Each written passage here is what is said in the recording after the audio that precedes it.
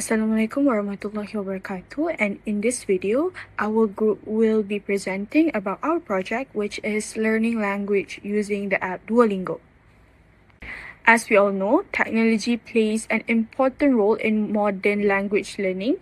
One example is mobile-assisted language learning, or in short form is MAL, which allows learners to study anytime and anywhere using smartphones and even tablets. This makes language learning more accessible, flexible, and also convenient for people with busy schedules. For this project, our group chose Duolingo as our learning platform. As you all know, Duolingo is one of the most popular language learning apps because it is easy to use, engaging, and also interactive. It uses gamification features such as points, streaks, and also rewards to keep learners motivated throughout the entire learning process.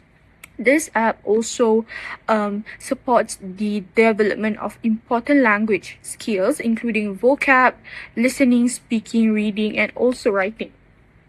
Our project focuses on learning Japanese using Duolingo for over a period of 2 weeks in estimation, with a minimum of 5 minutes of practice each day. During the learning sessions, we completed activities such as vocabulary exercises, listening tasks, speaking practice, reading simple Japanese words, and building basic sentences. The main goal of these projects are to learn common Japanese words and phrases, improve pronunciation and enunciation, recognize basic hiragana characters, understand simple sentence structures, and also build a regular language learning habit. Other than that, Duolingo's AI-powered features support these goals by providing instant feedback, personalized review exercises, progress tracking, and also adaptive lessons based on users' performance. These features help make learning more effective and also enjoyable for the users.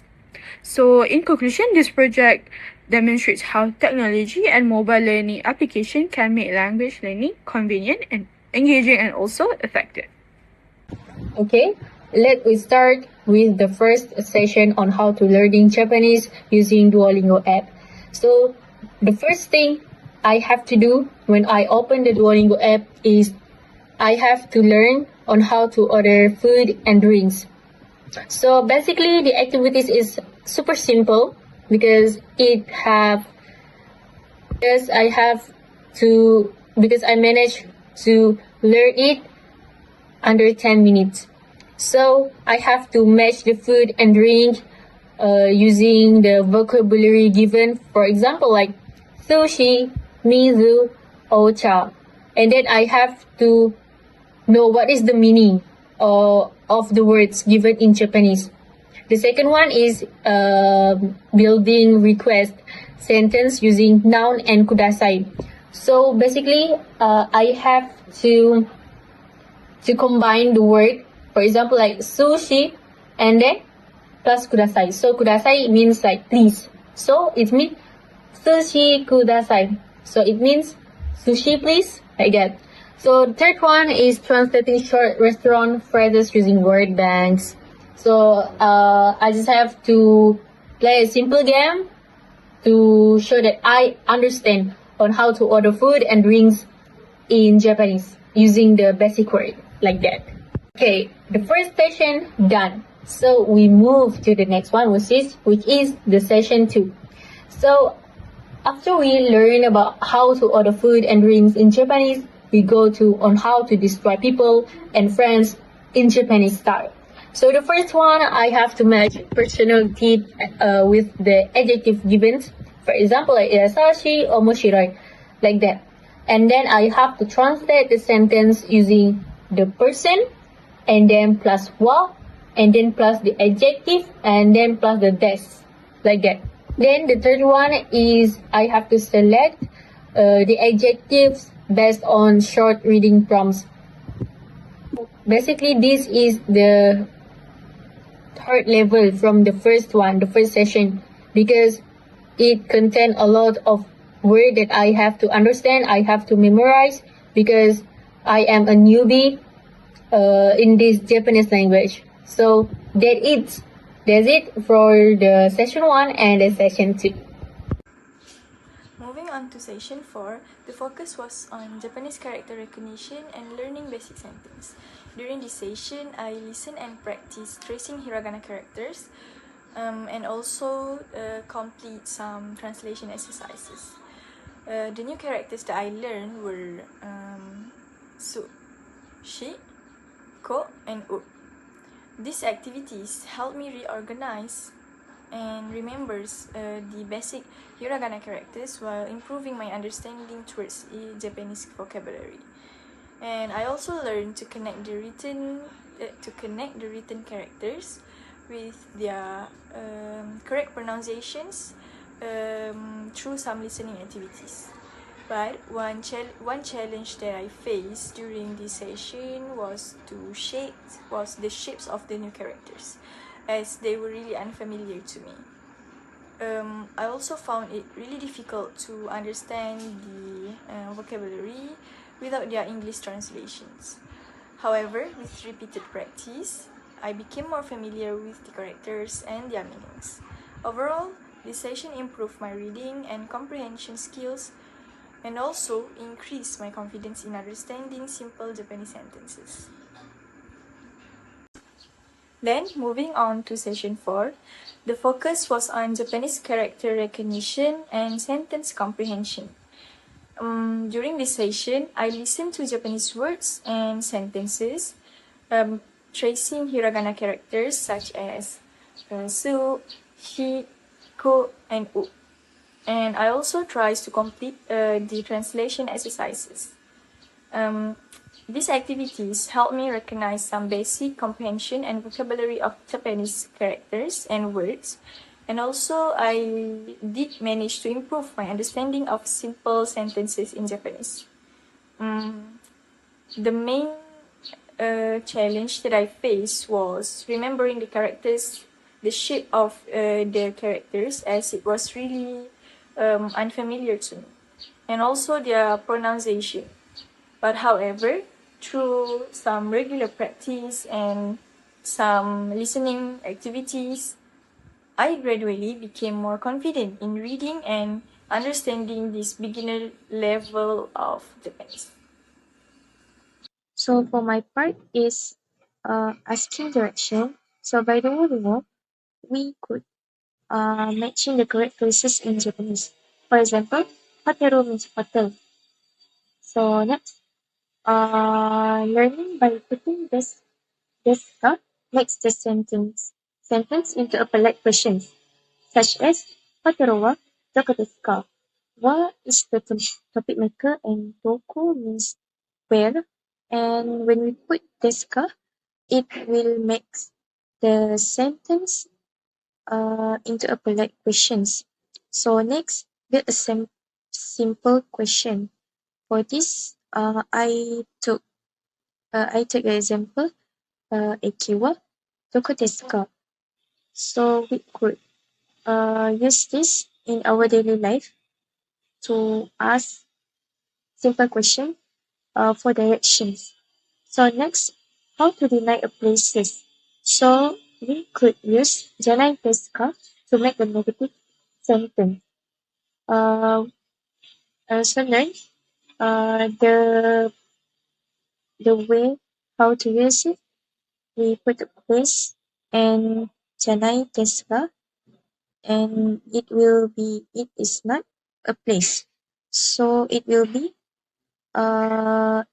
eki wa janai desu ka. Now, let's start by looking at Duolingo's useful features or useful affordances, which you can see summarized here on our slides.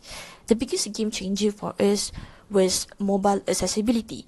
It gives us total control over when and where we study. For instance, we can use it to practice bite-sized hiragana identification during our daily commute, in car, literally everywhere during our free time. So it completely opened up our schedule, making language learning possible and no matter where we work. Another great feature is the AI personalization. So this app uses a smart error correction system that automatically tracks what you struggle with. So in our case, it kept recycling the specific Japanese particles that always confuse beginners. So studies by Rubia and Kner 2024 actually proved that this kind of repetition is highly effective, especially for beginners, in helping them learn and remember and also recognize words they struggle with. Finally, as we all know, the gamification, like earning XP and also keeping up daily streaks. So these features kept users highly motivated. Research by Isaacson and Gamal shows that these features build some kind of a habit loop. So personally, it gives us a massive sense of accomplishment and sort of thrill that keeps us want to ensure that our streak alive and make us want to log in every single day in Duolingo. However, Duolingo definitely has its own limit. As shown here on our slides, the main drawback was the lack of clear grammar explanations, because this app relies heavily on repetition and guessing patterns. So, as beginner, we will often left confused by complex sentences, like trying to figure out the difference between, for example, the particles wa and ga. So this leads to what researchers call validity issue. And basically, our high scores on the app could feel a bit fake because we were just memorizing the game's patterns instead of actually learning the structural grammar behind it. As Solmas points out, while users do get better at vocabulary, they would still face major limitations in overall language skills. Other than that, the biggest missing piece is real-life conversation. Of course, Duolingo does not offer this feature because there is no way to practice actual speaking other than speaking with native speakers.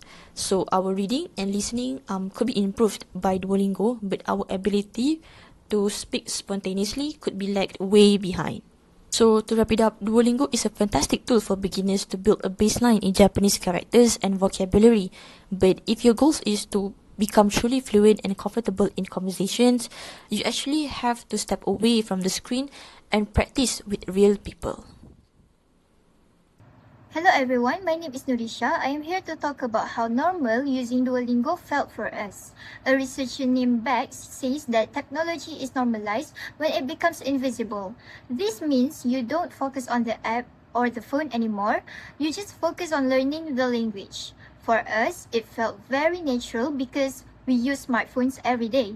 We could practice Japanese anywhere, like on the bus or during a break. Duolingo's AI also helped a lot. It gave us instant help and automatically repeated the hard words until we remembered them. This made learning feel very smooth and easy. The game parts like daily streaks and points were also very important. They made us want to return to the app every single day. However, there were some problems. We always needed the internet, and sometimes the app didn't explain the grammar very well. So, is it normal yet? We think Duolingo is a great daily tool for learning new words, but it works best when you also practice talking with real people. Moving on to our final recommendation, yes, we absolutely recommend Duolingo, especially for beginners taking their first steps in a new language. Its user-friendly interface, highly engaging gamified lessons, and bite-sized daily exercises make it incredibly accessible, though it does have room to improve regarding deeper grammar explanations and real-life conversational practice. Ultimately, I found it highly effective at leveraging AI-powered tools to help us build solid foundations in basic Japanese vocabulary, pronunciation, and writing. Thank you.